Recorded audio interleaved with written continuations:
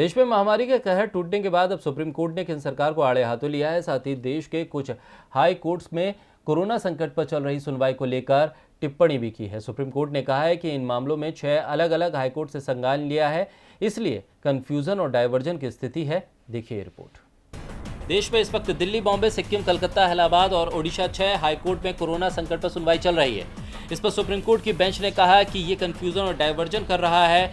एक हाईकोर्ट को लगता है कि ये उसके अधिकार क्षेत्र में प्राथमिकता है, एक को लगता है कि उसका अधिकार क्षेत्र है। इसके अलावा सुप्रीम कोर्ट ने 4 अहम मुद्दों पर केंद्र सरकार से नेशनल प्लान मांगा, जिसमें पहला ऑक्सीजन की सप्लाई, दूसरा दवाओं की सप्लाई, तीसरा वैक्सीन देने का तरीका और प्रक्रिया और चौथा लॉकडाउन करने का अधिकार सिर्फ राज्य सरकार को हो, कोर्ट को नहीं शामिल है। इस मामले की अगली सुनवाई 23 अप्रैल यानी कल होगी।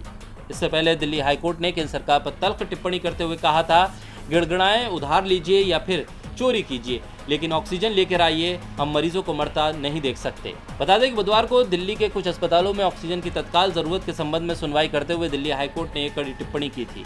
दिल्ली हाईकोर्ट ने केंद्र सरकार को निर्देशित किया था कि कोविड के गंभीर मरीजों का इलाज कर रहे दिल्ली के अस्पतालों को किसी भी तरीके से ऑक्सीजन मुहैया कराई जाए।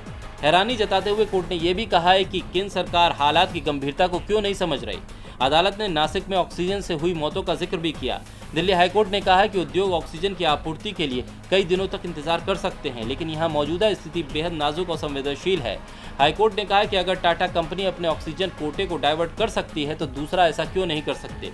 क्या इंसानियत की कोई जगह नहीं बची है? ये हास्यास्पद है। अदालत ने दिल्ली के मैक्स अस्पताल की अर्जी पर सुनवाई की, जिसमें 1400 कोविड मरीजों को बचाने के लिए अदालत का रुख किया गया था।